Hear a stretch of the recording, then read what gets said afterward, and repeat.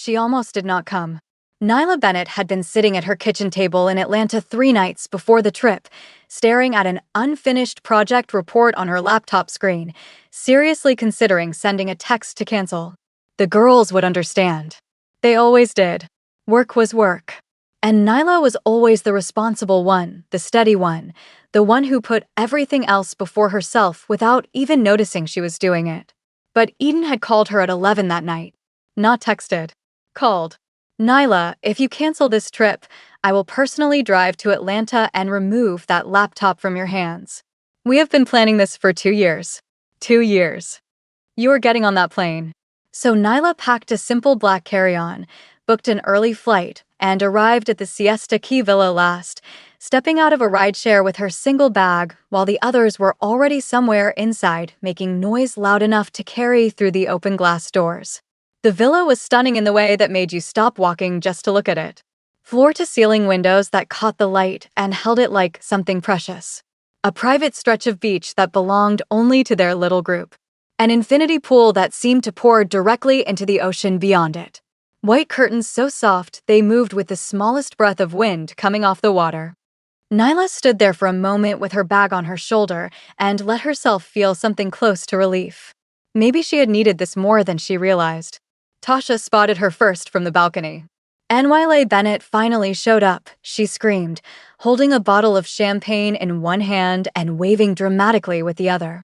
Nyla smiled. Not the polite social smile she used at work. The real one. The one that only came out around people who knew her. Inside, Camille was mid-live stream in a white bikini top and flowing cover-up, talking to her phone like it was a person seated across from her. Eden was on her third call with her fiancé Raymond, tucked into the corner of the kitchen, voice low and tense in the way that meant the conversation was not going well. Simone had already changed into comfortable clothes and found the most peaceful corner of the villa, feet propped up, eyes halfway closed. They were exactly themselves. All 5 of them. No performance required. That first night was perfect. Dinner on the private patio, the ocean in front of them turning colors as the sun dropped. Laughter so loud the neighboring villas could probably hear every word. Old stories that became funnier with distance. Inside jokes that still landed perfectly after years of growing up and growing apart. Nyla went to bed that night feeling something she had forgotten the name of. Lightness. She woke early the next morning before anyone else was moving. That was her habit. The house quiet around her, ocean sound coming through the cracked balcony door, coffee made carefully because Tasha had somehow purchased the wrong filters, but Nyla had found a way to make it work anyway. She took her cup outside and sat near the water's edge while the sky was still doing that soft orange and pink thing it does before the sun fully commits to rising. She did not see him that morning. But she noticed the neighboring villa was occupied. One light on upstairs. Someone already awake, same as her. She did not think much about it. The second day brought a beach excursion organized by the resort, and by afternoon the women were sunbathing, laughing, and ordering things from the beachside bar while Camille filmed content and Tasha made friends with every stranger within 20 feet. That was when they first saw him. He came down the private path from the neighboring villa in the kind of effortless way that made people look twice. Dark linen trousers rolled to the ankle. A simple white shirt. Sunglasses. He was not performing anything. He was just walking to the water, document folder tucked under one arm, phone in the other hand. And everyone noticed. The resort staff noticed first, the way bodies quietly rearranged themselves around important people without anyone giving a signal. Then 2 women from a different section of the beach started leaning toward each other and speaking behind their hands. Then Tasha sat up from her lounger so fast she nearly knocked over her drink. Who, she said slowly, is that? Camille had already removed her sunglasses to get a better look. I don't know, she said. But I'm about to find out. Eden looked up from her phone long enough to assess him and raise one perfectly shaped eyebrow. Simone shielded her eyes from the sun and watched him for a moment before settling back. Nyla glanced over, registered that the neighboring villa was occupied by an attractive man with good posture, and returned to her book. That was it for her. That was the full extent of her interest. The resort manager, a cheerful and extremely organized woman named Patricia, approached their group that afternoon to mention that she had arranged a small welcome dinner on the beach for guests staying in the premium villas. It was a complimentary gesture, she explained. A few guests, excellent food, oceanfront setting. Tasha immediately said yes for all of them before anyone could consider otherwise.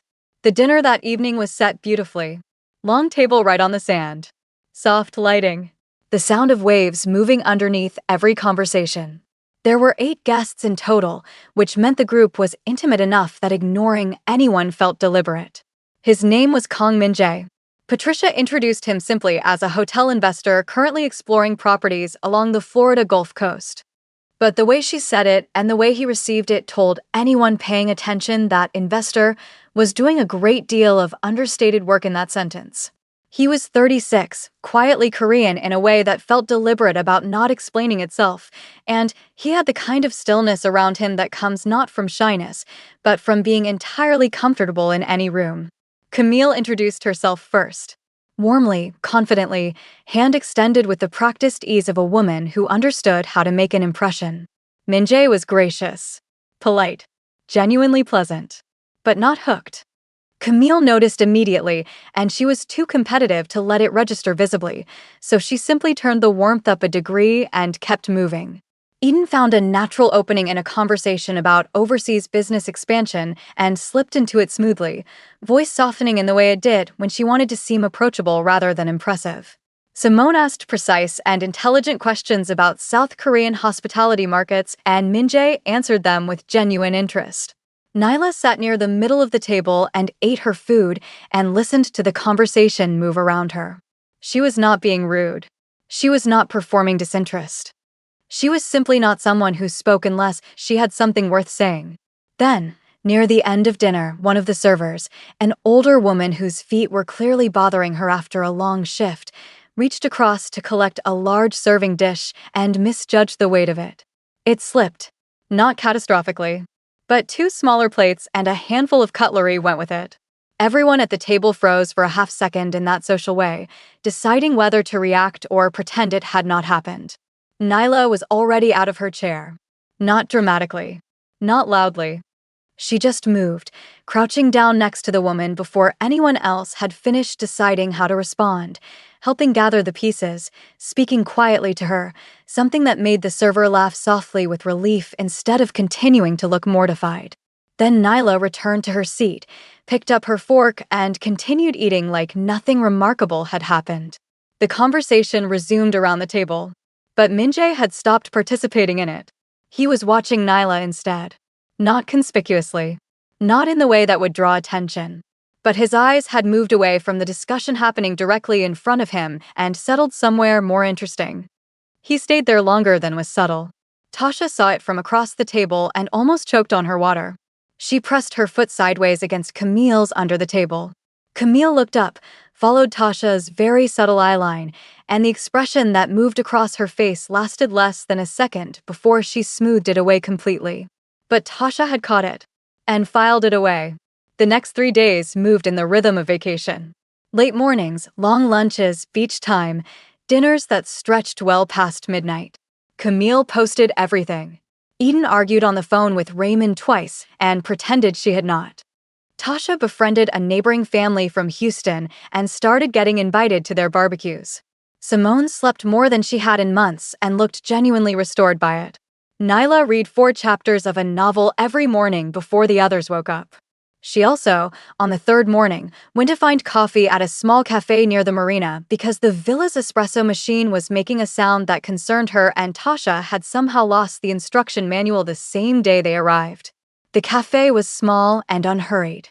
Wooden floors, ceiling fans, the smell of good coffee and something baking. Min-jae was already there. He was at a corner table with a tablet propped open and a half-finished espresso beside it. He looked up when she walked in, and for a moment neither of them said anything. Then he nodded at her in the recognizing a neighbor way and returned to his screen. Nyla ordered her coffee and found a table near the window. They sat in separate silences for about 12 minutes. Then he said, without looking up from his tablet, "The espresso machine at the villa is making a strange noise too." She looked over. "That is somehow very reassuring." "It is not reassuring at all." I am simply saying we are equally inconvenienced. She almost smiled.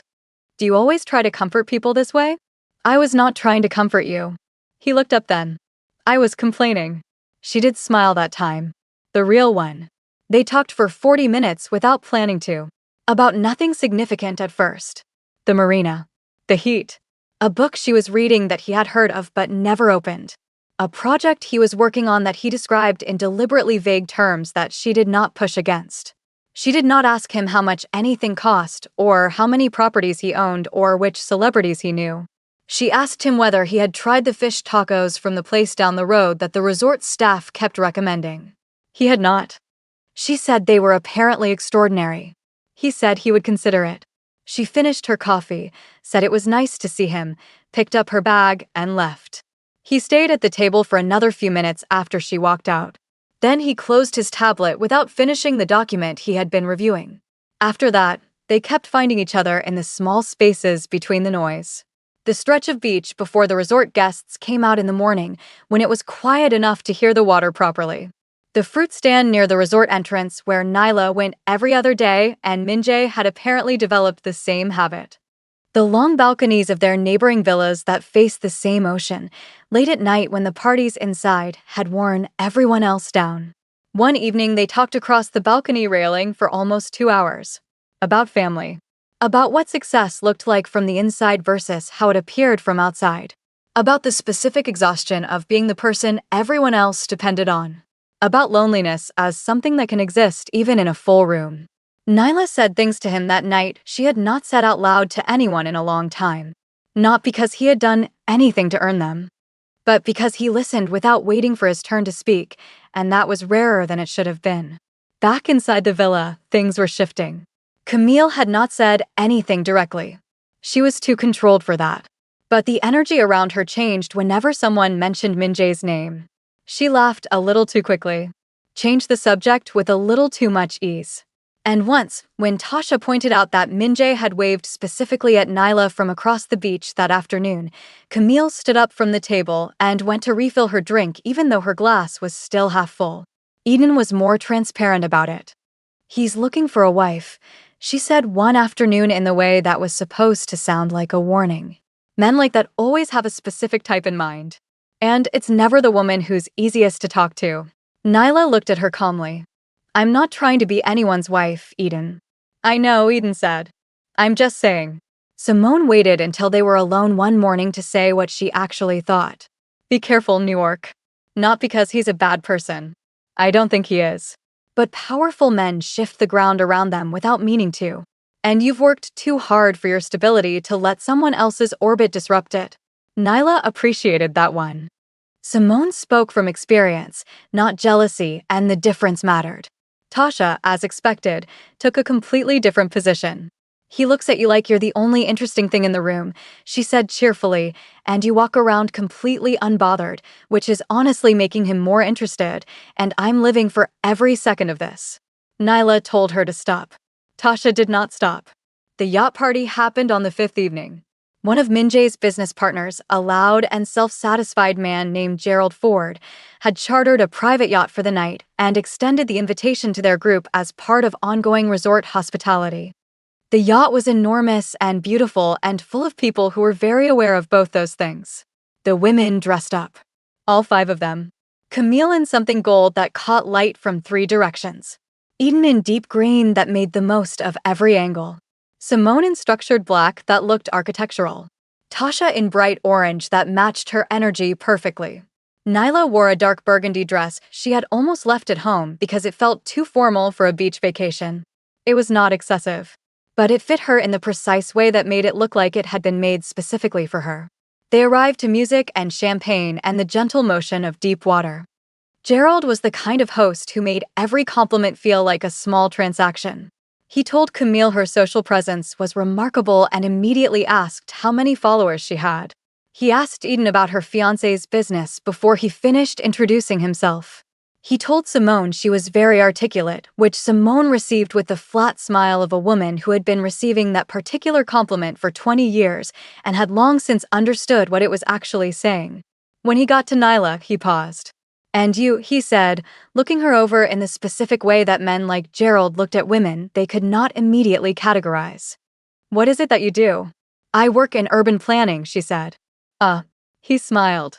So not quite in the same world as the rest of your friends. There was a pause. Not a dramatic one. Just the small beat of air that follows something that has been said in a way that cannot fully be taken back. She's the one who actually changes cities, Tasha said immediately, voice perfectly pleasant, but eyes like flint. Gerald laughed in the way that men laugh when they want to dilute something without acknowledging it. He turned to include Minjae in the next comment, some remark about talent being relative to industry, and his voice had the tone of someone who expected to be agreed with. Minjae set down his glass. He did not raise his voice. He did not shift his posture dramatically. He did not make a scene in any way that Gerald could later describe as confrontational. He simply looked at Gerald directly and said, "The work Nyla does shapes the physical experience of communities for generations. That is not a narrow world. That is one of the more significant ones." And then he picked his glass back up and resumed the previous conversation as though nothing needed to be added. The table went completely quiet. Not because of anger, because of precision. Because every person sitting there understood, without needing it explained, that Minjae had not defended Nyla in the way someone defends a person they feel sorry for. He had corrected Gerald the way you correct something when you have a genuine understanding of its value. Gerald moved on quickly and spent the rest of the evening being very enthusiastic about everything. But the rest of the table had processed what happened. Especially Camille. She was quiet for the remainder of the boat ride. Perfectly composed, still engaging, still present. But Tasha watched her from across the deck and understood that something had settled inside Camille that would not be comfortable when they got back to the villa. Nyla herself did not say anything about it directly to Minjae that night. She found him on the upper deck near the end of the evening, both of them looking at the same stretch of dark water. "You did not have to do that," she said. "I know," he said. "I am capable of handling Gerald on my own. I also know that." He glanced at her. "I said what I said because it was accurate. Not because I thought you needed protecting." She looked at him for a moment. "That is a very specific distinction. It is an important one." She turned back to the water. He stayed where he was. They were not touching. They were not saying anything romantic. They were simply standing in the same direction, and that felt, somehow, like more than it should have.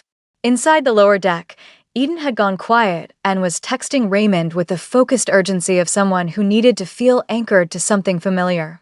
Simone was watching Nyla and Minjae through the upper deck window and thinking things she would not say tonight.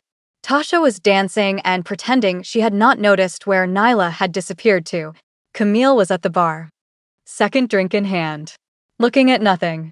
When they got back to the villa that night, the energy was different. Not explosive. Not an argument. Just the specific heaviness of something that had been circling for days finally landing in the room with everyone. Camille waited until the others had drifted toward their rooms. Then she sat on the couch across from Nyla, who had come back to close the balcony doors before bed. "I just want to say something," Camille started, voice careful and controlled. "Okay," Nyla said. "I'm not jealous." She said it in the way that people say things they are still in the process of deciding whether they believe. "I just think you should be aware of what this looks like from the outside." "What does it look like?" Nyla asked. Camille paused. "Like you're not telling us everything." Nyla looked at her steadily. "There is nothing to tell. We have talked. That is all." "He defended you in front of Gerald's entire table, Nyla." He made a factual correction. Men like Minjae do not make factual corrections for women they are not invested in.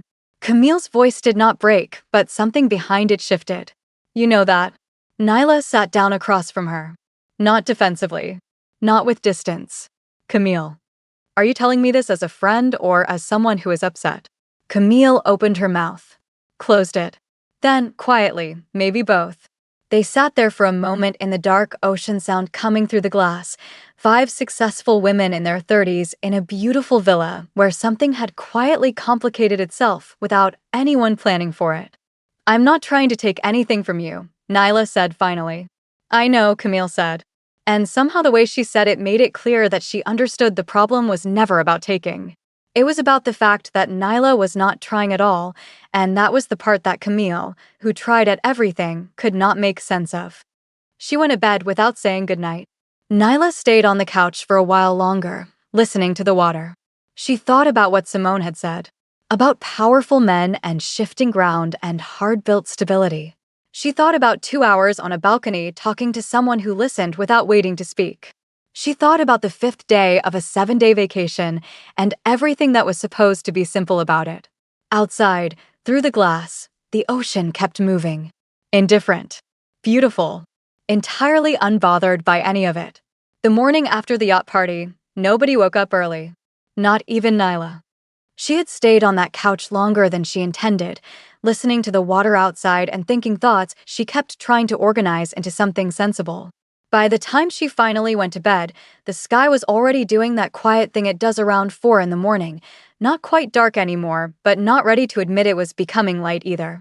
She slept heavily and woke up to the sound of Tasha in the kitchen aggressively trying to make breakfast and failing in a way that involved at least 2 separate smoke alarms.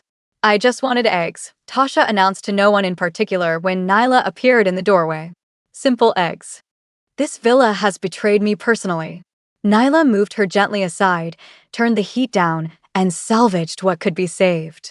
They ate together quietly, just the two of them, while the others slept. Tasha was uncharacteristically still. She ate her eggs and looked at the ocean through the glass, and let the silence sit without filling it, which was how Nyla knew something was being considered carefully. Finally, Tasha said, "How are you actually doing?" Not with the teasing energy from the days before. The real question. The one that meant she had been paying attention and was now asking with both hands open. Nyla thought about it honestly. "I don't know," she said. "That's fair," Tasha said. "Last night was a lot. Last night was fine." Nyla. Tasha. They looked at each other. "He likes you," Tasha said. Like, genuinely. Not in the way men like women they want something quick from. In the way that is actually a little bit terrifying because it looks like the beginning of something serious. Nyla set her fork down. "We have 6 conversations and a balcony to his name. That is not serious. The way he looked at you on that boat was serious." Tasha said it without drama, which made it land harder than drama would have. "And the way Camille came home and went straight for the wine was serious. And the way you stayed up on that couch alone for 2 hours instead of sleeping is serious." Nyla did not answer that. Tasha reached across the table and put her hand over Nyla's briefly. "I'm not telling you what to do. I'm just saying don't shrink it down to nothing because you're scared of what it might be." Nyla looked at her. "When did you get wise?" "I've always been wise," Tasha said, already returning to normal. "I just package it inside chaos so people don't get suspicious." Nyla smiled. The real one. They finished breakfast and cleaned up before anyone else appeared. The 6th day of the trip was supposed to be a group activity. A kayaking excursion had been planned weeks in advance, something physical and fun, a reason to be in the water and move their bodies instead of just lounging. It was on the shared itinerary that Eden had built with color-coded details because Eden planned group trips the way she managed everything, with total control and extensive documentation. But by mid-morning it was clear that not everyone was going. Camille said her shoulder was bothering her, which may have been true and may have been the most comfortable available exit. Eden had a call with Raymond that turned into a conversation that turned into an argument that she took behind the closed door of her room, voice low and tense through the wall. Simone looked at the kayaking description, looked at the heat index on her phone, looked at the kayaking description again, and wordlessly relocated to the pool with a novel and a large hat. That left Nyla and Tasha. They went anyway. The kayaking spot was a calm stretch of water tucked between mangroves about 2 miles from the resort, accessible by a short shuttle the resort arranged. The guide was a cheerful young man from Bradenton who clearly loved his job and talked constantly in a way that Tasha matched effortlessly while Nyla paddled and listened and felt her shoulders a knot for the first time in days. The water was extraordinary. Green and clear and completely still in certain stretches, the kind of water that showed you the bottom and made the world feel very simple. On the way back to the resort, the shuttle passed the private beach. And Nyla saw Minjay. He was sitting on the sand near his villa's private access point, not on a lounger, just directly on the sand, jacket off, sleeves rolled up, looking at the water. He was not on his phone. He was not reviewing documents. He was just sitting there like someone who had needed to stop moving and had found the nearest available place to do it. He looked like someone who was very tired in the part of himself that rest does not reach. She recognized it immediately because she knew that feeling from the inside. Back at the villa, the afternoon fractured into separate silences. Eden emerged from her room with swollen eyes she had clearly spent effort concealing and announced she was fine in the tone that meant please do not ask. Tasha brought her tea without being asked and sat beside her on the couch and put on a comfort show at low volume, which was exactly right. Camille was on the balcony filming content with the focused energy of someone who is using productivity as a container for something else. The camera made her radiant and confident and untouchable, which was what it was supposed to do. Simone found Nyla on the lower patio near the pool and sat across from her with 2 cold drinks and the expression of a woman who had been thinking for several hours. "Can I say something without you getting defensive?" Simone asked. "You always say that before saying something that will make me defensive," Nyla pointed out. "That's because the things worth saying usually require some defense to get through." Simone leaned forward. "I told you to be careful. I stand by that. But I also think I framed it wrong." Nyla waited. "I said be careful because I was thinking about what he could disrupt. His money, his world, the way powerful men pull everything into their gravity." Simone paused. "But I wasn't thinking about what you might be walking away from because you were too busy protecting your stability to let anything new touch it."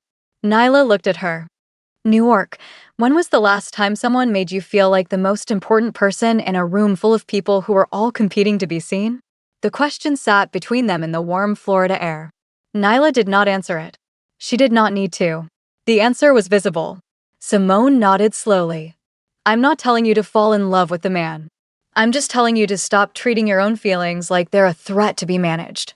After she left, Nyla sat alone for a long time.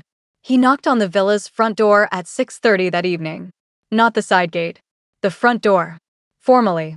In a way that was deliberate and clear. Tasha answered it because Tasha was always closest to any door, some instinct she had developed over years of never wanting to miss anything.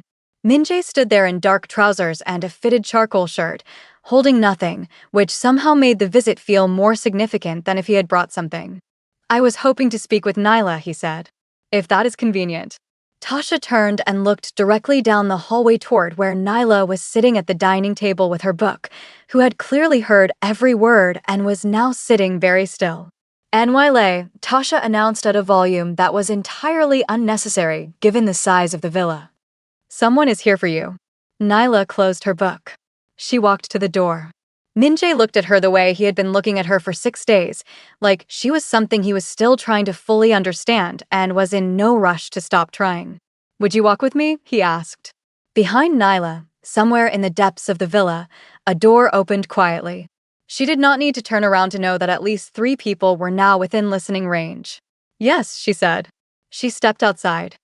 They walked the stretch of private beach that belonged to both their villas, the sky above them doing its evening performance of color, the water pulling softly at the sand near their feet. For the first few minutes, neither of them said anything. It was not an uncomfortable silence. It was the silence of 2 people who had learned, across a week of unexpected conversations, that they did not need to fill space with sound. He spoke first. "I leave Thursday morning," he said. Thursday was 2 days away. Their vacation ended Friday. "I know," she said. "I have a property meeting in Miami Thursday afternoon. Then Seoul on Saturday."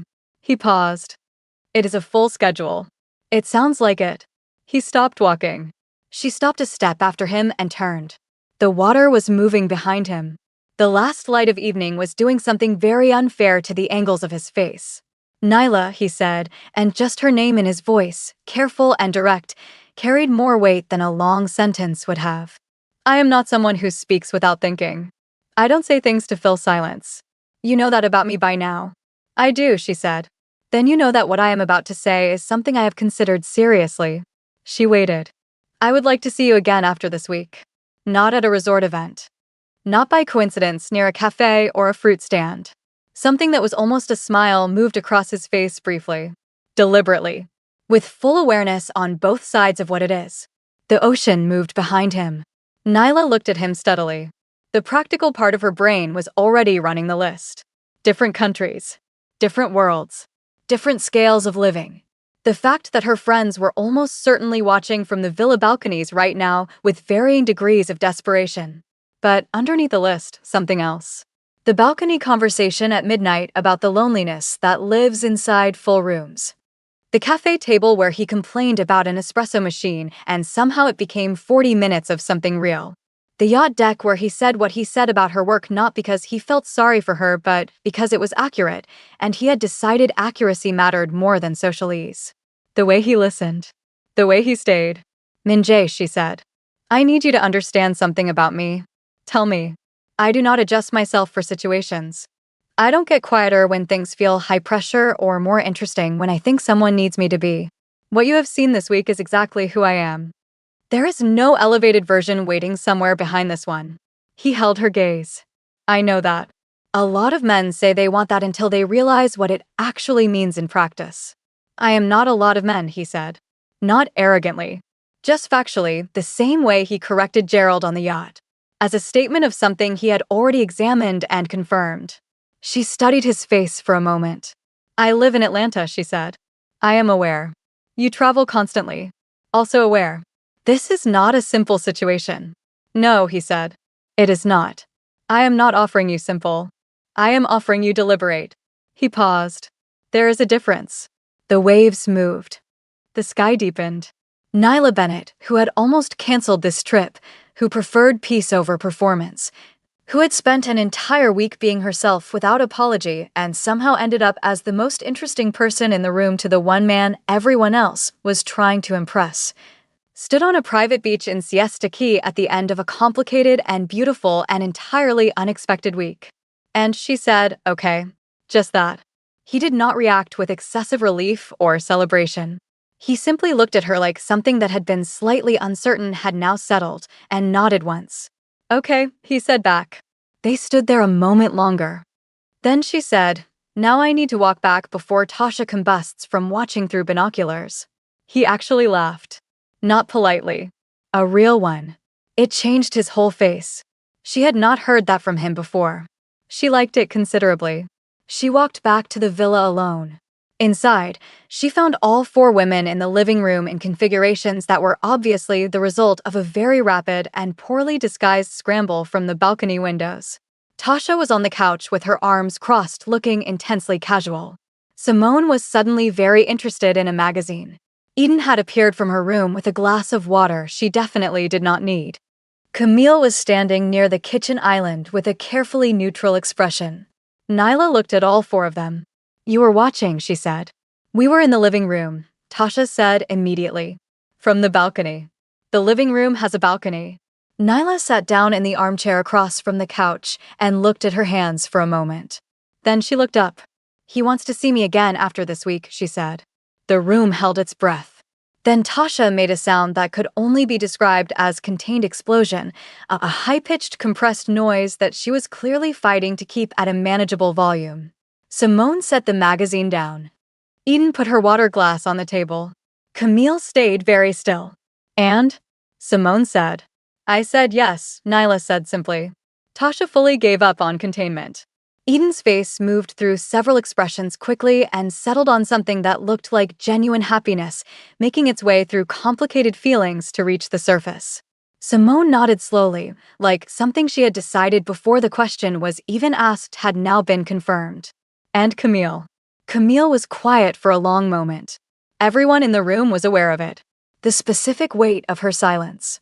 Then she crossed from the kitchen island and sat down on the end of the couch closest to Nyla's chair. She was not smiling, but she was not performing anything either. She looked like someone who had put something down that had been getting heavy. I owe you an apology, she said. Nyla looked at her. Not for having feelings, Camille continued. I can't apologize for that, it happened. But for how I brought it to you. For making it about something it wasn't. She met Nyla's eyes directly. I made it sound like you were hiding something from us. You weren't. You were just being yourself, and that was enough for him, and I think I was more bothered by that than I wanted to admit. The room was very quiet. The truth is, Camille said, and her voice was slightly different now, something stripped of its usual performance, I spend so much energy being visible. Making sure people see me. Building the image. And watching someone get chosen specifically because she wasn't doing any of that. She paused. It made me ask some questions about myself that I wasn't ready for. Nobody said anything for a moment. Then Nyla leaned forward slightly and said, "You are one of the most extraordinary women I know, Camille. And not because of your following or your brand or how you look on camera. Because of who you are when the camera is off." She held her gaze. "I think you know her less than the rest of us do." Something moved across Camille's face. She did not cry. She was too composed for that. But she reached over and put her hand on Nyla's arm and squeezed once, and that said everything the words had been trying to get to. Tasha, who had been silent for approximately 45 seconds, which was a personal record, immediately said, "Okay, I need everyone to know I have been emotionally destroyed this evening, and I deserve a snack," which broke the tension into something manageable and warm. Eden laughed first. Then Simone. Then Camille, quietly. Then Nyla. They ordered food from the resort kitchen and ate on the patio with the ocean in front of them, the last full night of a trip that had started as one thing and become entirely another. They talked about real things. About Eden and Raymond and the fact that the constant arguing was starting to feel less like passion and more like a pattern that deserved a serious conversation. About Simone's exhaustion and the question of whether the career she had worked so hard for was actually making her happy or just making her impressive. About Camille and the distance between the woman her audience saw and the woman who sometimes sat alone after the stream ended and felt invisible. About Nyla, who had spent so long being the steady one, the responsible one, the one who put everything else first, that she had almost missed someone walking directly toward her. It was the most honest night of the trip. And it happened on the last one. Thursday morning. Nyla woke up before anyone else. Old habit. She made coffee and took it outside, sat near the water in the early quiet while the sky started its gradual conversation with the sun. She thought about Atlanta and her apartment and the project report that was still waiting on her laptop. She thought about Seoul and Miami and a full schedule. She thought about the specific unknowability of beginnings, how you can never see from the start what something will become. You can only decide whether the person standing in front of you is worth the uncertainty of finding out. She heard the neighboring villa's sliding door open. She did not look over. But after a moment, she heard him walk down to the water's edge on his side of the low fence that separated their private beach sections. The sound of someone standing still near moving water. Then his voice, not loud, just carrying across the short distance. "I wanted to say goodbye properly." She looked over. He was standing there in travel clothes, bag visible through his open villa door. Ready to leave. But standing here first. "You have a flight," she said. "In 2 hours," he said. "I have time to say goodbye properly." She stood up from where she was sitting and walked to the low fence line. They stood on opposite sides of it, which felt, for a moment, like a metaphor neither of them was going to say out loud. "Thank you," he said, "for talking to me like a person." She considered that. "Most people don't? Most people talk to what they think I represent," he said. "You talk to me." He paused. "It has been a while since that happened." She looked at him steadily. "You should want that in every room you walk into, not just on vacation." "I know," he said. "That is partly why I want to see you again." She nodded once. He reached into his jacket pocket and held out a card. "Matte black. Just a number handwritten on the back. Not the company line," he said. "The direct one." She took it. Their hands did not quite touch, but almost. "I will call you," he said. "I know," she said. And she did know. That was the thing about a man who spoke without filling silence. When he said something, it was because he had already decided it was true. She stood at the fence line and watched him go. Then she turned back to the ocean, coffee in hand, and stayed there until the others woke up. They left Friday morning. 5 women loading bags into separate cars, the villa behind them still beautiful, the ocean still indifferent and magnificent, the week folded now into memory. Tasha hugged Nyla for a long time at the departure point. "You better keep us updated," she said into her shoulder. "I need this story. I have invested emotionally and I require a return." Nyla told her she was ridiculous. Tasha said that was not a no. Eden hugged her next, quick and tight, and whispered, "I'm calling Raymond when I get home to have the real conversation," which was the most important thing she had said all week. Simone held her by the shoulders and looked at her seriously. Stop managing your own heart like a project, she said. Let some things just happen. Nyla nodded. Camille was last. They stood across from each other for a moment. I'm going to take a week off posting, Camille said. Just to sit with myself for a minute. Figure out who she is when nobody's watching. She's extraordinary, Nyla said. You'll like her. Camille smiled. The real one. The one she did not show on camera. Then they hugged, and it felt like something reset between them that had been quietly misaligned for a long time. 3 weeks after the trip, Nyla's phone rang on a Tuesday evening while she was at her kitchen table with that same project report open in front of her. She looked at the number. Picked up. You said you would call, she said. I said I would call, Minjae confirmed. I did not specify the timeline. 3 weeks. I was in Seoul. Then Singapore. Then back to Miami. A pause. I thought about calling from all 3 locations. But you waited. I wanted to be somewhere that felt settled when I called you, he said. I am in Atlanta. She sat up slowly. I have a property meeting here Thursday, he said. I arrived early. Another pause, shorter this time. I wondered if you would have dinner with me tomorrow evening. Deliberately. With full awareness on both sides. He used her own words back at her. She looked at the project report on her laptop screen. She closed it. Yes, she said. It was not a perfect story after that. No story worth anything is. There were time zones and full schedules and the very real friction of 2 lives built on different continents trying to find the places they naturally overlapped. There were conversations that required more patience than either of them had on certain days. There were moments of doubt, mostly in Nyla, who had spent so many years being self-sufficient that receiving something felt unfamiliar in her hands. Like an object she kept almost dropping not because she did not want it, but because she was still learning how to hold it. But he was deliberate. Every single time. He did not flood her with grand gestures. He did not try to buy her comfort or impress her with scale. He called when he said he would call. He listened when she talked. He flew to Atlanta 3 times in 2 months for reasons that had nothing to do with business. And slowly, in the way that real things grow, quietly and without performance, something became true between them. The women saw it happen in real time across a group chat that became one of the most entertaining ongoing conversations any of them had ever been part of. Tasha provided live commentary. Simone asked careful questions and seemed genuinely moved by the answers.